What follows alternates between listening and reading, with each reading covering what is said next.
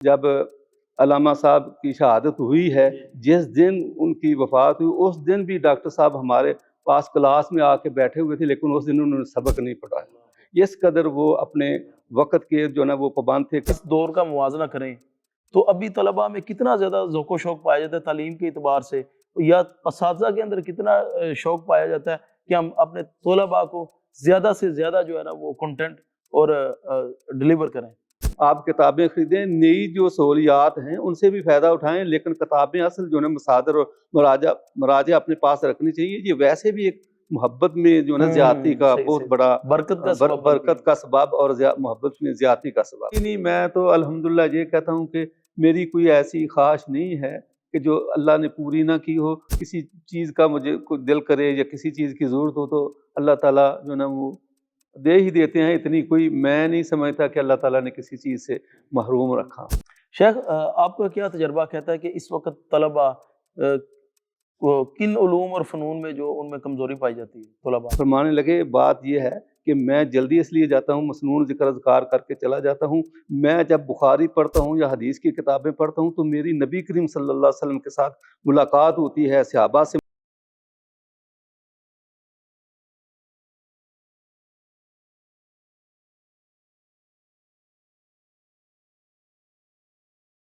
ورحمۃ اللہ وبرکاتہ۔ ناظرین، نہض اسٹوڈیو کے پروگرام بزم علماء کی نئی نشست میں میں ہوں حافظ خبیب بھی ہوں۔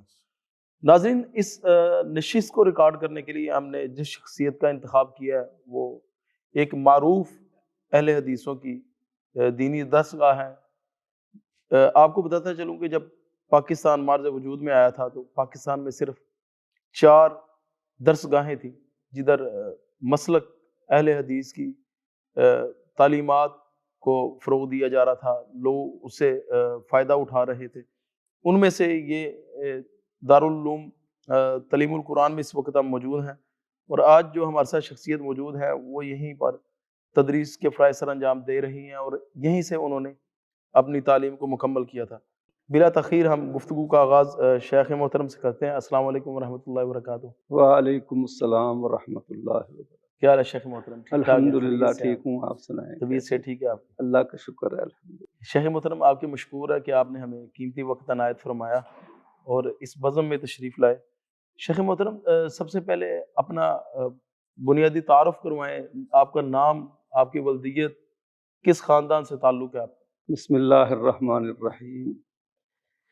میرا جی نام محمد اسماعیل، والد صاحب کا نام شیر محمد، اور ہم بیسیکلی سمندری کے قریب ایک گاؤں ہے 463 اس کے رہائشی ہیں، اور میرے والد صاحب شیر محمد صاحب رحمہ اللہ، انہوں نے اوڈاں سے تقویت الاسلام سے انہوں نے اپنی تعلیم مکمل کی، وہ وہاں آ کے پڑھے۔ پھر وہاں سے انہوں نے مجھے بھی میٹرک کے بعد تیار کیا سن 78 میں۔ میں 78 میں میٹرک کرنے کے بعد پھر جامعہ تعلیم الاسلام میں آیا۔ اس وقت میں نے یہاں سے اپنی جو ہے نا وہ تعلیم کا آغاز کیا تھا 78 میں۔ شیخ محترم، آپ کا جو خاندان تھا یہ مذہبی بیک گراؤنڈ ہی رکھتا تھا پھر، یا پھر عام مطلب کھیتی باڑی کرنے والے جس طرح دیہاتوں میں لوگ ہوتے ہیں؟ میرا خاندان اور میری فیملی جو ہے یہ مائیگریٹ ہو کر انڈیا سے پاکستان تشریف لائے، اور جاٹ برادری سے ہمارا تعلق ہے۔ صحیح۔ اسی گاؤں میں 463 میں ہماری جو زمین ہے۔ بیک گراؤنڈ مذہبی یہ ہے کہ ہمارے ددھیال اور ہمارے دوسرے ننہال والے جتنے رشتہ دار ہیں وہ سب ان کا تعلق مسلک اہل حدیث کے ساتھ نہیں تھا۔ اچھا اچھا۔ وہ بیسیکلی بریلوی ٹائپ آدمی تھے، لیکن والد صاحب کے پڑھنے کے بعد، میرے پڑھنے کے بعد ہمارے جو نا ان سے رشتے منسلک ہوئے تو کافی فرق ان میں پڑ چکا ہے، اور کافی لوگ جو ہے نا الحمدللہ وہ مسلک اہل حدیث کے قریب بھی ہو چکے ہیں، اور انہوں نے اس کو عملی طور پہ اپنا بھی لیا ہے۔ اچھا شیخ محترم، جیسے آپ نے بتایا ہے کہ آپ کے والد محترم جامعہ تقویت الاسلام اوڈاں میں پڑھے تھے، تو اس کے بعد انہوں نے آپ کو میٹرک کے بعد ہی کیوں مدرسے میں داخل کروایا؟ اس سے پہلے داخل نہ کروانے کی کیا وجہ تھی؟ اس کی وجہ یہ تھی کہ ایک تو ہمارے گاؤں میں اسکول، جس گاؤں میں والد صاحب خطیب تھے اس گاؤں کا نام 170 ماڑی ٹاری تھا۔ صحیح۔ تو وہاں ذمہ دارہ اسلامیہ ہائی اسکول تھا، بچے بھی پڑھتے تھے، تو والد صاحب نے کہا کہ چلو کچھ سمجھ بوجھ آ جائے گی، پڑھنے کی زیادہ صلاحیت ہو جائے گی تو پھر میں اپنے بیٹے کو جو ہے نا وہ ماموں کانجن میں بھیجوں گا، کیونکہ صوفی صاحب کے ساتھ ان کے بہت زیادہ تعلقات تھے۔ تو پھر انہوں نے اس وجہ سے مجھے جو ہے نا میٹرک کے بعد 78 میں یہاں آیا تھا، اور اس وقت تقریباً پہلی کلاسوں کے آخری ایام تھے، تو پھر میرے استاد تھے، انہوں نے مجھے کے جی کلاس میں جو ہے نا وہ بٹھایا تھا کہ آپ 2 ماہ ان کے ساتھ پڑھیں، اور پھر 79 سے باقاعدہ میں نے پہلی کلاس کا آغاز یہاں ہی سے کیا تھا۔ شیخ محترم کن کن اساتذہ سے آپ نے استفادہ کیا، یا کون کون سی شخصیات تھیں جو اس وقت ادارے میں پڑھاتی تھی؟ الحمدللہ اس وقت ادارے میں جن مشائخ سے میں نے استفادہ کیا، ان کے سامنے بیٹھ کر میں نے اپنے تعلم اور تعلیم کو جو ہے نا وہ مکمل کیا، ان میں سے حافظ مقصود صاحب ہیں، اس وقت پڑھتے بھی تھے لیکن میں ان کے پاس کچھ پڑھتا بھی تھا، انہوں نے مجھے نحو میرے ابتدائی طور پہ بڑی اچھے طریقے سے پڑھائی، اور میں اوپر چھت پہ جا کے وہ زبانی یاد کرتا تھا۔ ماشاءاللہ۔ اسی طرح میرے اساتذہ میں سے ایک مولانا رفیع الدین فردوسی رحمہ اللہ، ان سے میں نے ترجمہ اور حدیث کے کچھ اسباق پڑھے، سیرت ان سے پڑھی۔ اسی طرح مولانا عبداللہ صاحب، ان سے میں نے جو ہے نا وہ حدیث کی کتاب ابو داود پڑھی۔ مولانا عبدالرشید اٹاروی رحمہ اللہ، ان سے میں نے بلوغ المرام پڑھی، اور اسی طرح کچھ صرف کے سبق، دستور المبتدی اس وقت جو ہے نا نصاب میں داخل تھی، وہ ان سے پڑھی۔ اسی طرح زرادی وغیرہ اور صرف کی کتابیں مولانا عبدالرشید اٹاروی رحمہ اللہ سے پڑھی۔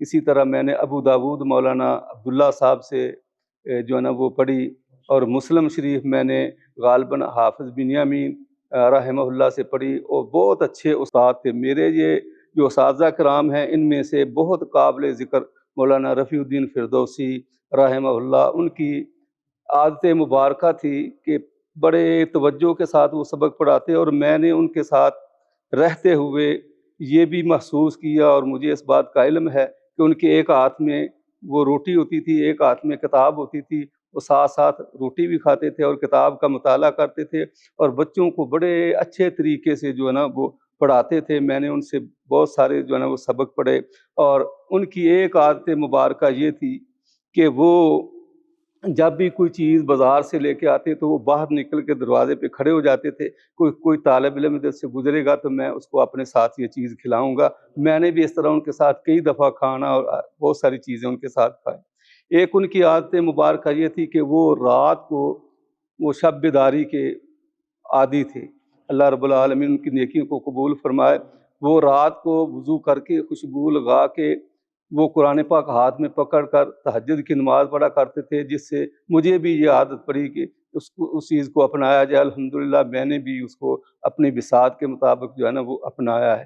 اسی طرح میرے شیخ مکرم مولانا عبدالرشید اٹاروی رحمہ اللہ، ان کے ساتھ بھی مجھے رہنے کا موقع ملا، وہ بھی تہجد گزار تھے، جس کی وجہ سے وہ عادات الحمدللہ اللہ تعالیٰ نے مجھے بھی اپنانے کی توفیق عطا فرمائی۔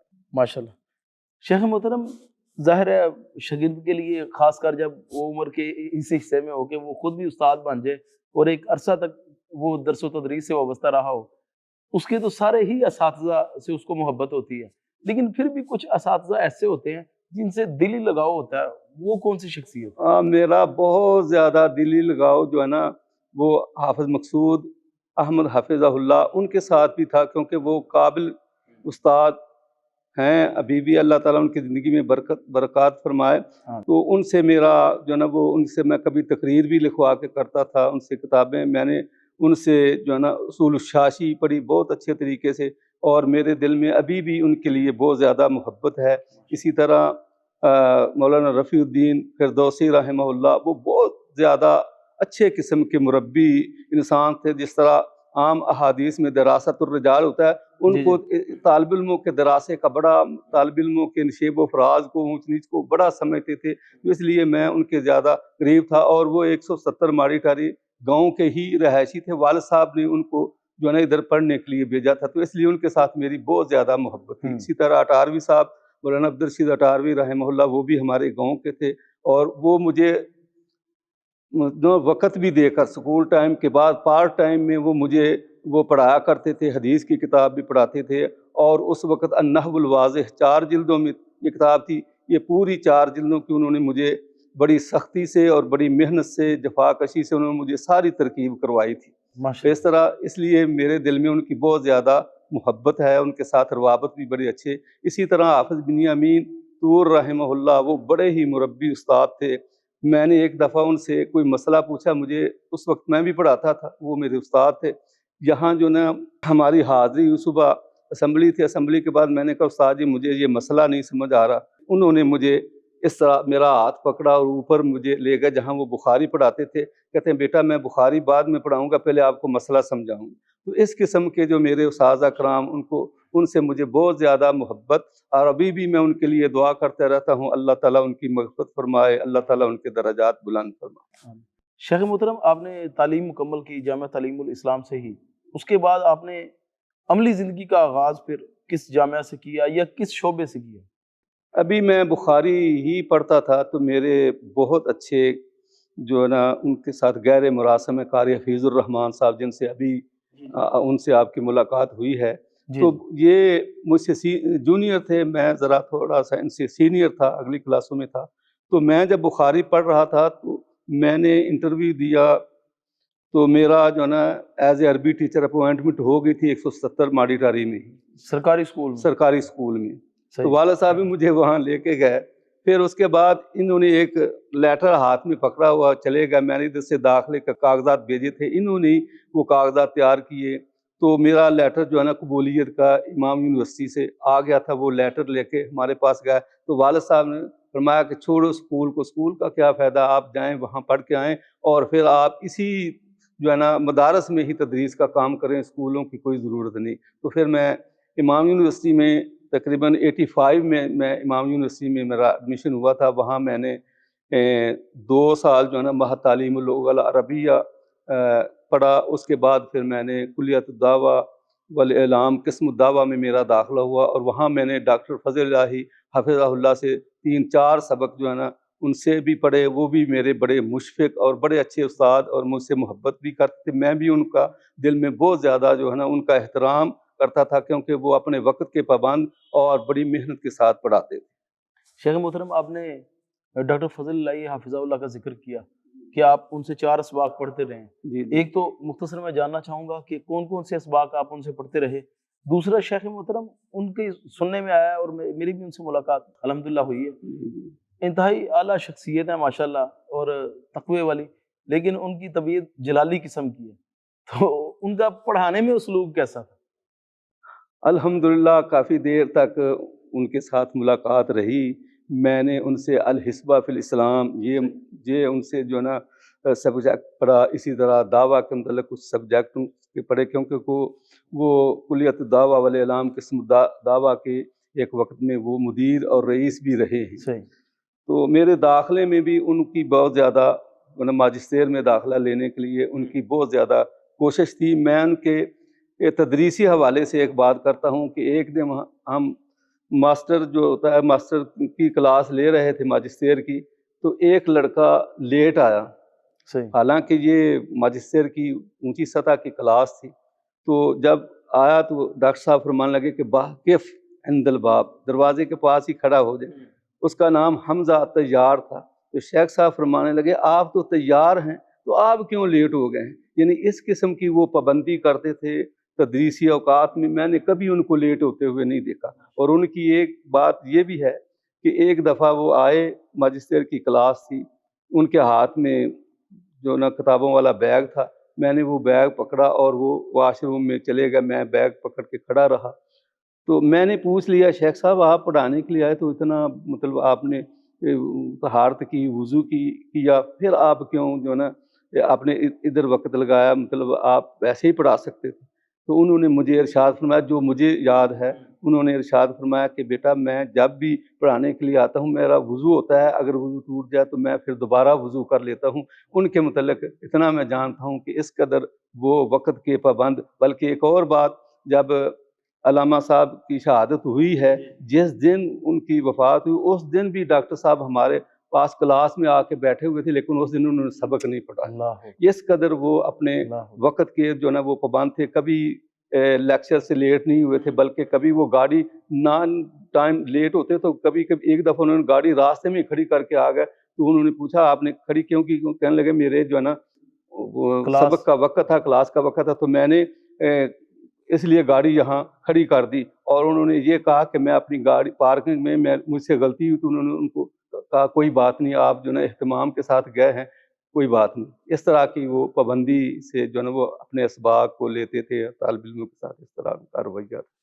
شیخ محترم آپ نے فرمایا کہ جس دن علامہ شہید رحمہ اللہ کی شہادت ہوئی، ڈاکٹر صاحب اس دن بھی کلاس میں موجود تھے ماشاءاللہ۔ جی جی بالکل۔ ان کے کیا تاثرات تھے؟ کیونکہ ڈاکٹر صاحب کی جو ذہنی میلان ہے یہ تعلیم و تعلم کی طرف، لکھنے پڑھنے کی طرف، اور علامہ شہید رحمہ اللہ تعلیم و تعلم کے ساتھ ساتھ ایک تنظیمی لیول کے بندے تھے اور ایک لیڈر لیول کے بندے تھے۔ ان کا تو واقعی تعلیم و تعلم کے ساتھ تھا، اور درس و تدریس، اسی طرح ان کا واعظ اور دروس کا سلسلہ جو ریاض میں بھی اس وقت کافی تھا۔ لیکن ان کی یہ افسردگی کی بھائی ہونے کی وجہ سے یہ کیفیت تھی کہ وہ کلاس میں اس طرح لگتا تھا کہ جس طرح ان کے آنسو جاری ہیں، لیکن انہوں نے کلاس میں نہ آنا پسند نہیں کیا۔ ان کا چلو میں کلاس میں جاتا ہوں بعد میں۔ مستشفیٰ عسکری میں علامہ صاحب کی جو ہے نا وہ شہادت ہوئی تھی 87 میں۔ صحیح۔ شیخ محترم پھر آپ جامعہ امام سے جب واپس آئے تب آپ کی پھر جامعہ تعلیم الاسلام میں ڈیوٹی جی لگی؟ جی جب میں یہ واپس کس طرح ممکن ہوا؟ میں ادھر سے میں نے جب کلیہ کر لیا، جس کو BA کہا جاتا ہے، کلیہ میں نے جب کر لیا، پھر اس کے بعد میں نے 1 سال جو ماجسٹیر کا سنہ تمہیدیہ پڑھا۔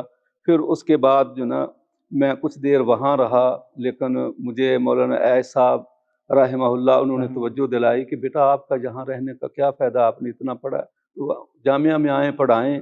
تو میں ان کے ساتھ جو ہے نا میں نے موافقت کر لی۔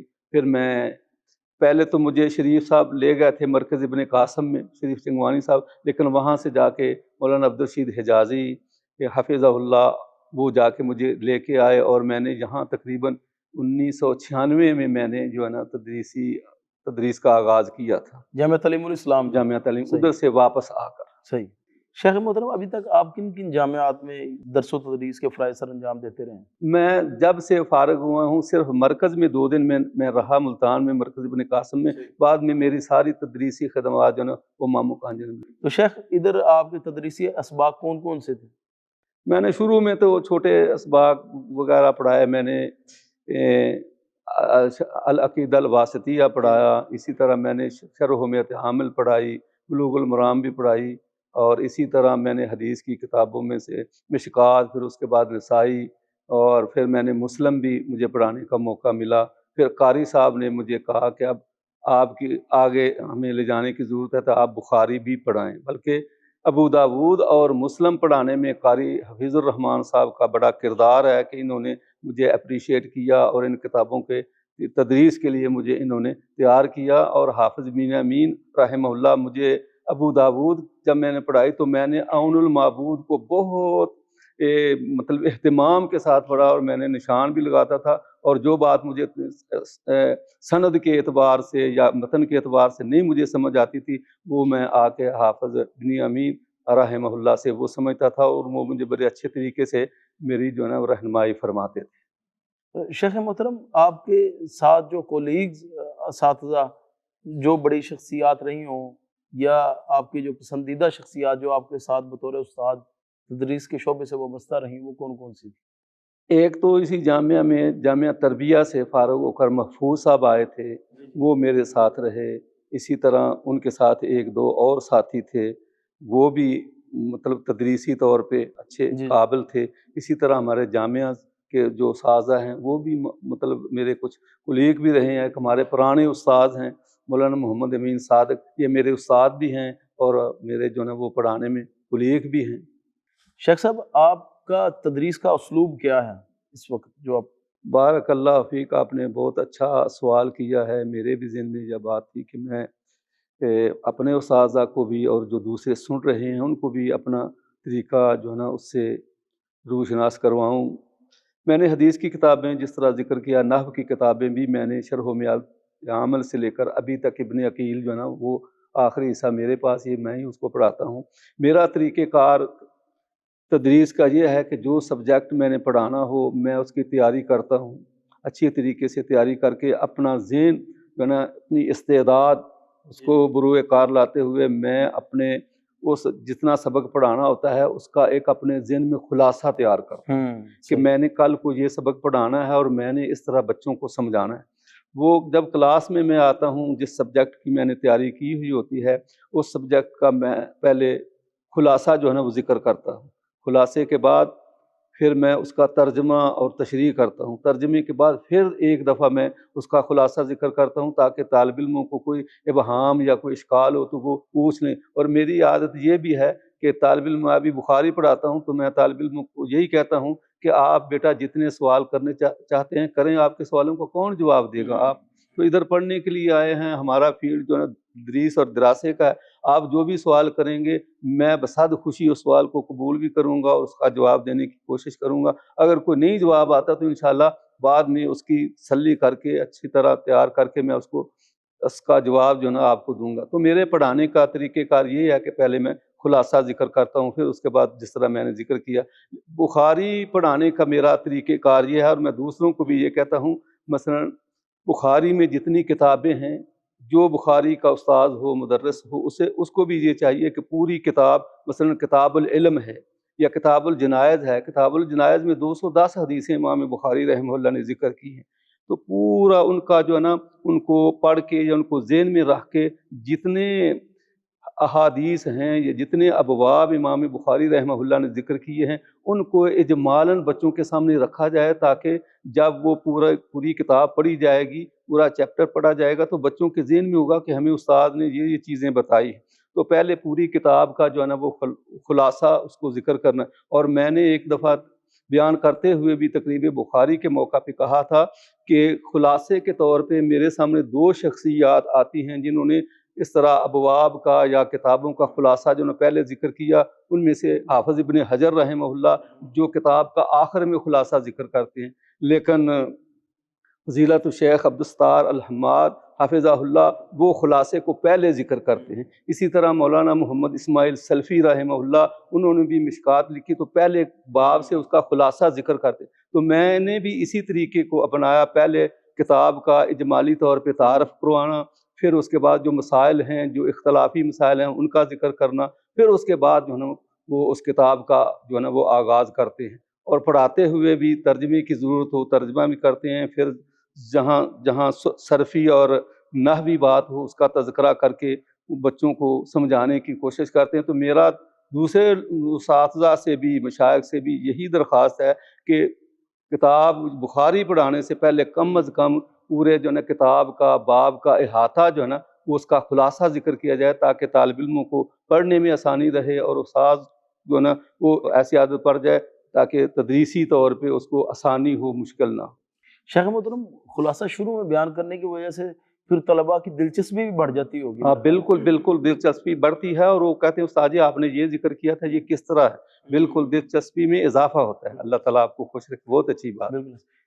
شیخ محترم، آپ نے تعلیم حاصل کی ماشاءاللہ، پھر اس کے بعد آپ تدریس کے شعبے سے وابستہ ہیں۔ جی یہ تقریباً 3 دہائیوں سے زیادہ یہ سارا عرصہ ہے۔ اس میں آپ نے اگر شروع والے دور کے ساتھ اس دور کا موازنہ کریں تو ابھی طلباء میں کتنا زیادہ ذوق و شوق پایا جاتا ہے تعلیم کے اعتبار سے، یا اساتذہ کے اندر کتنا شوق پایا جاتا ہے کہ ہم اپنے طلباء کو زیادہ سے زیادہ جو ہے نا وہ کنٹینٹ اور ڈلیور کریں؟ اس میں پہلی بات ہے کہ اس وقت اساتذہ کے پاس اتنے مواقع یا اتنی سہولتیں نہیں تھیں۔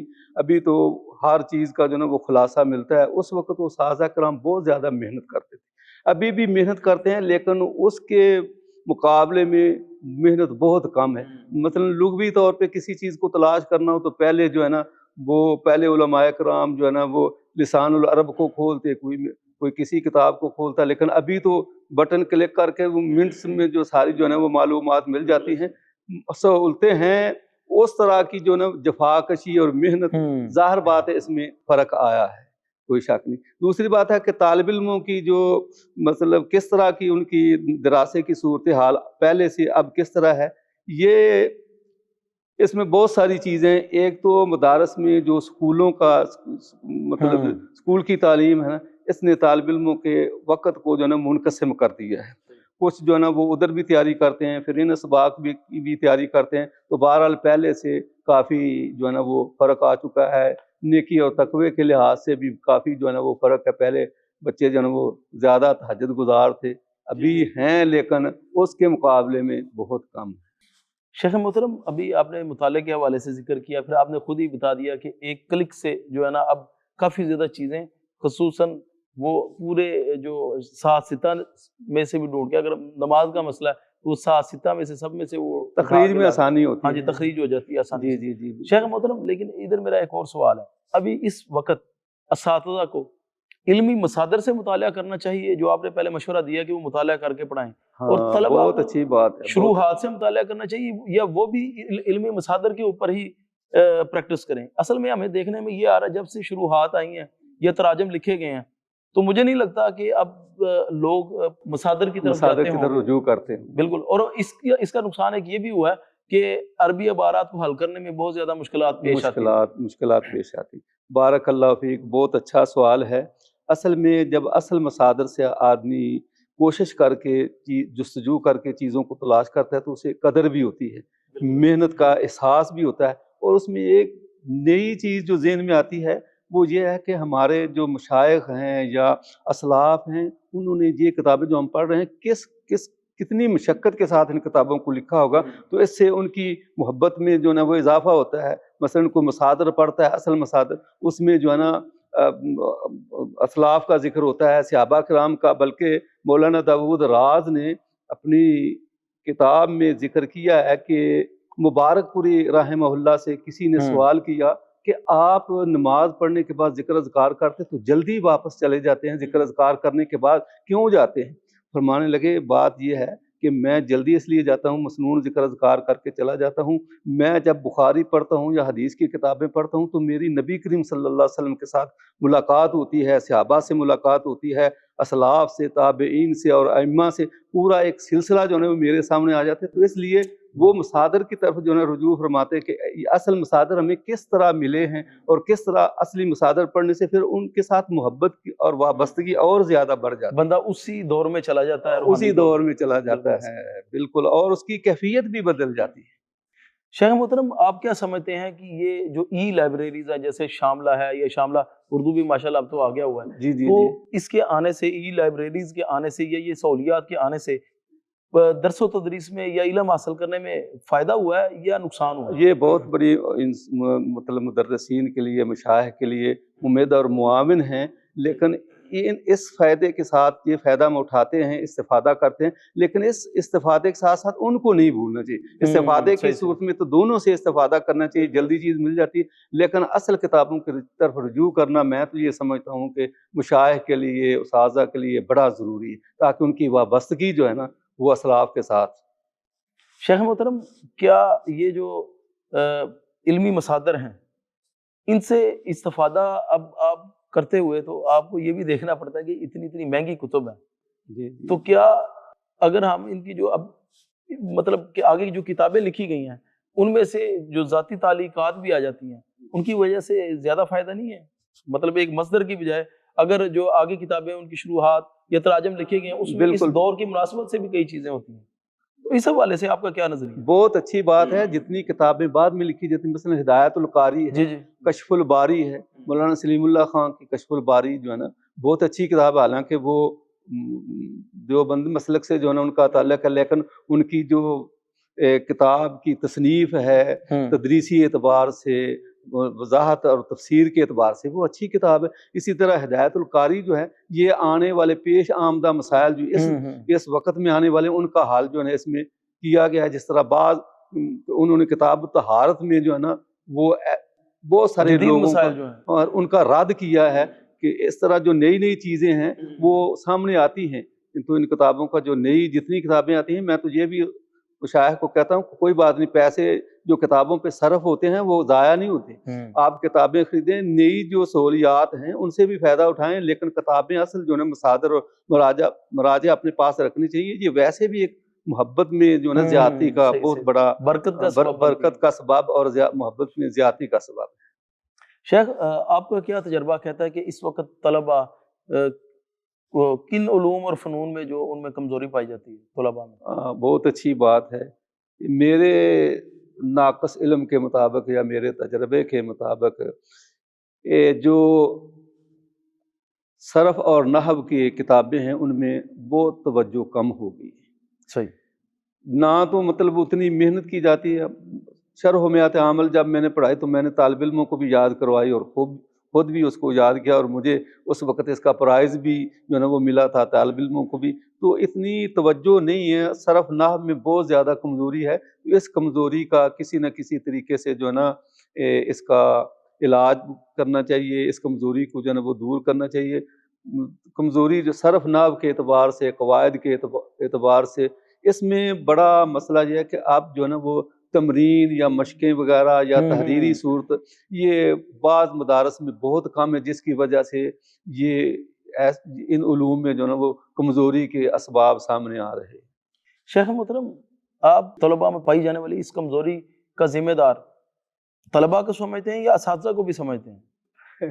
یہ تو جی بڑا اچھا سوال ہے۔ بہرحال کمزوری تو دونوں جانبوں سے ہی ہے، اساتذہ کو بھی جو ہے نا اپنا پورا اہتمام کرنا چاہیے، بلکہ میں یہ کہتا ہوں کہ مدارس جتنے ہیں ان میں جو تدریسی اوقات ہیں ان کے علاوہ دوسرے اوقات میں جو ہے نا اجرا وغیرہ کا جو ہے نا انتظام جیسے کیا مغرب جائے۔ کے بعد ہوتا تھا، ہاں، پھر عشاء مغرب کے بعد ہو جائے، عشاء کے بعد وہ ٹائمنگ کے اعتبار سے نا بچوں کا اجرا جو ہے نا وہ یہ بڑا ضروری ہے۔ اس سے جو ہے نا وہ استعداد بڑھتی ہے، طالب علموں کو جو ہے نا وہ مطلب یاد کرنے کا شعور پیدا ہوتا ہے۔ تو اجرا کی جو صورت ہے نا یہ اس کمی کے جبران کے لیے بڑی مفید ہو سکتی ہے۔ تو طالب علم ظاہر بات ہے ان میں بھی کمزوریاں ہیں، ان کو بھی جو ہے نا اوقات کا لحاظ رکھتے ہوئے محنت ذرا زیادہ کرنی چاہیے۔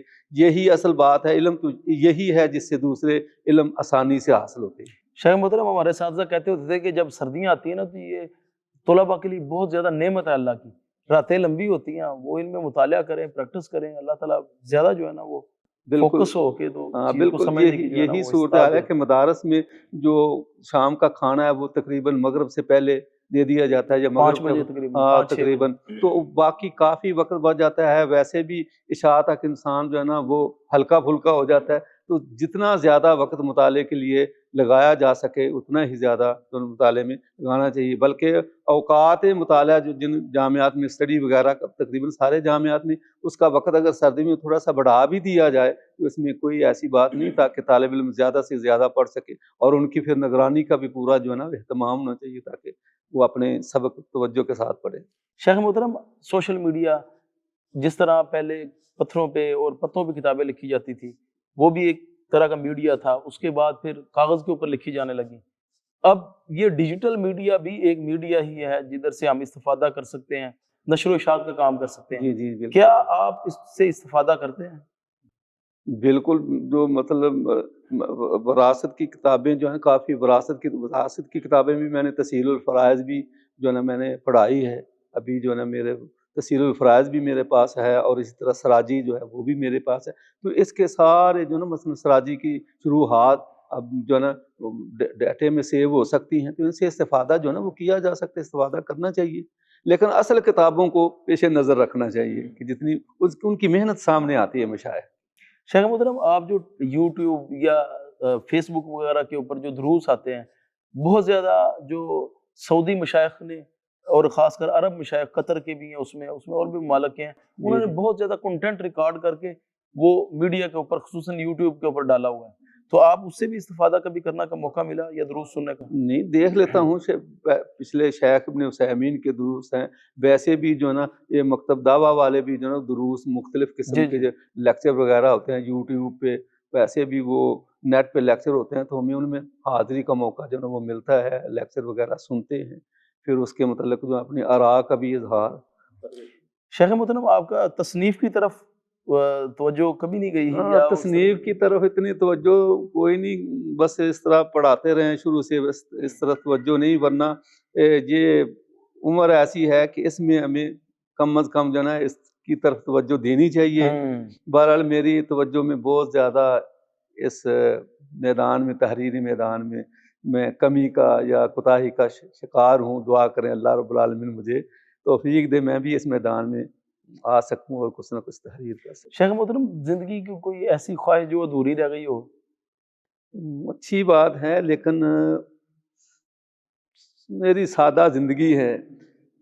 میں تو یہ سمجھتا ہوں، میں بچوں کو بھی کہتا ہوں کہ بڑی دفعہ میں ایسے مطلب یہ عام سی بات ہے، بڑی دفعہ گھر سے نکلتا ہوں تو کوئی چیز میرے پاس نہیں ہوتی، کوئی طالب علم کہتا ہے کہ یہ میں نے آپ کے چیز دینی تھی تو وہ دے دی، مجھے تو کوئی نہیں، میں تو الحمدللہ یہ کہتا ہوں کہ میری کوئی ایسی خواہش نہیں ہے کہ جو اللہ نے پوری نہ کی ہو، کسی چیز کا مجھے کوئی دل کرے یا کسی چیز کی ضرورت ہو تو اللہ تعالیٰ جو نا وہ دے ہی دیتے ہیں، اتنی کوئی میں نہیں سمجھتا کہ اللہ تعالیٰ نے کسی چیز سے محروم رکھا ہو۔